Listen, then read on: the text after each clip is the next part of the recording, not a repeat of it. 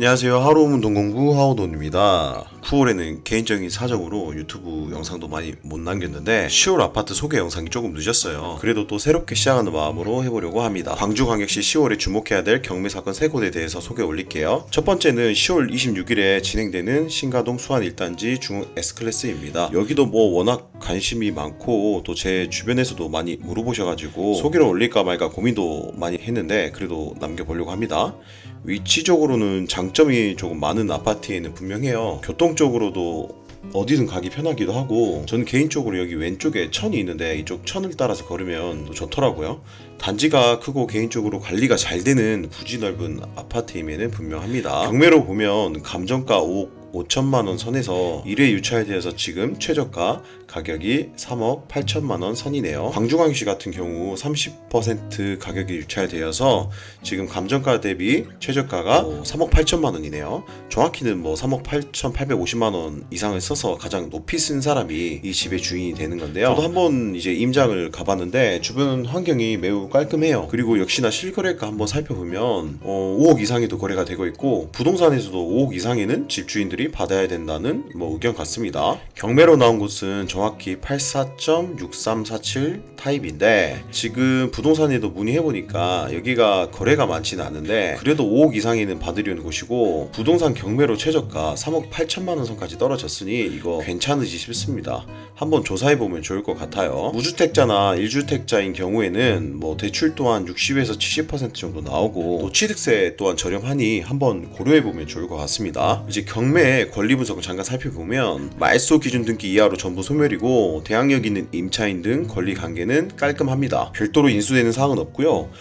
이제 낙찰을 받게 되면 이제 기존에 살고 있는 소유자 어떻게 이렇게 내보내야 되는지 명도를 한번 고민해 보셔야 될 것 같습니다. 두 번째 경매 사건은 장덕동 수안 신안 실크밸리입니다. 여기도 이제 84 타입인데, 수안 실크밸리 아파트는 저도 지인들이 여기 좀 살거든요. 물어보니까 거래가 많이 되지는 않는다고 하더라고요. 10월 11일에 진행되는 장덕동 경매 사건인데요. 여기도 단일 평수에 있고 경매로 감정가는 4억 3천 100만원에 이제 이렇게 감정가가 잡혔는데, 1회 유찰되어 지금 3억 선이죠. 3억 170만원입니다.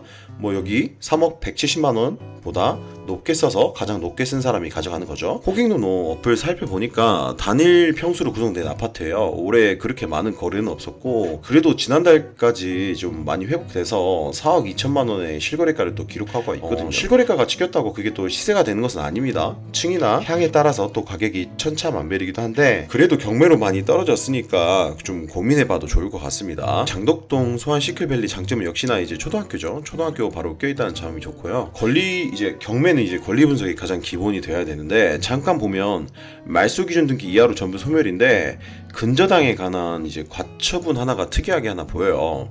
사행이 관련된 이제 원상회복 청구권인데, 별도 확인은 이제 해보셔야겠지만 제가 보기엔 이제 근저당에 관한 사행이 원상회복 청구권이거든요.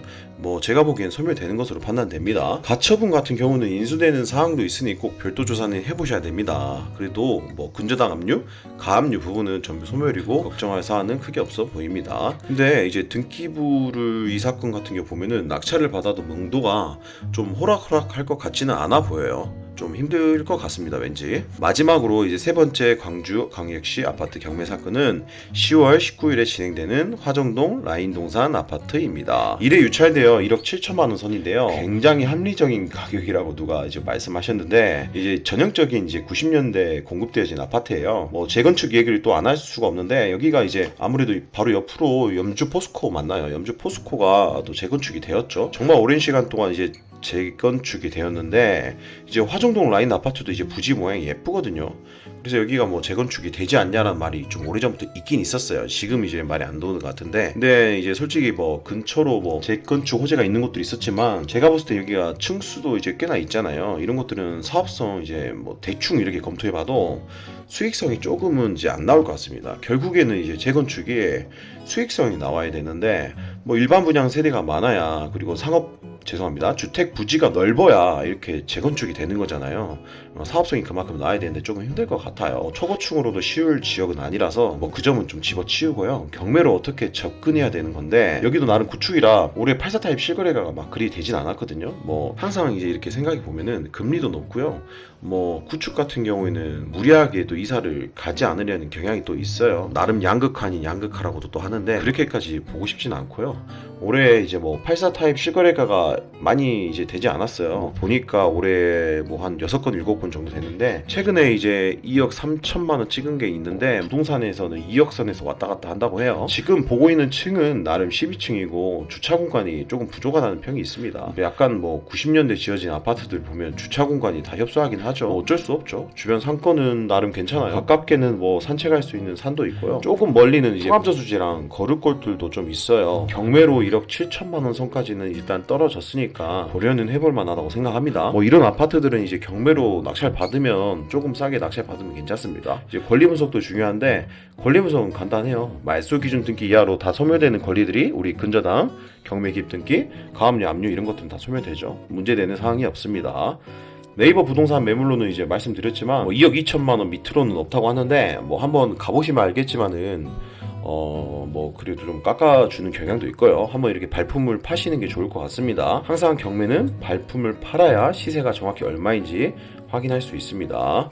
이번 달에도 광주광역시 경매로 주목해볼 만한 아파트 3곳 소개해드렸는데요. 뭐 끝까지 이렇게 시청해주셔서 감사하고, 이제 경매에 관심 있는 분들은 제가 댓글에다가 링크를 남겨놓을게요. 거기다가 경매 교육 신청해주시고, 또 뭐 이렇게 낙찰에 도움이 필요하신 분들도 언제든 뭐 연락해주시면 감사합니다. 오늘도 시청해주셔서 감사하고 편안한 하루 되었으면 정말 좋겠습니다. 감사합니다.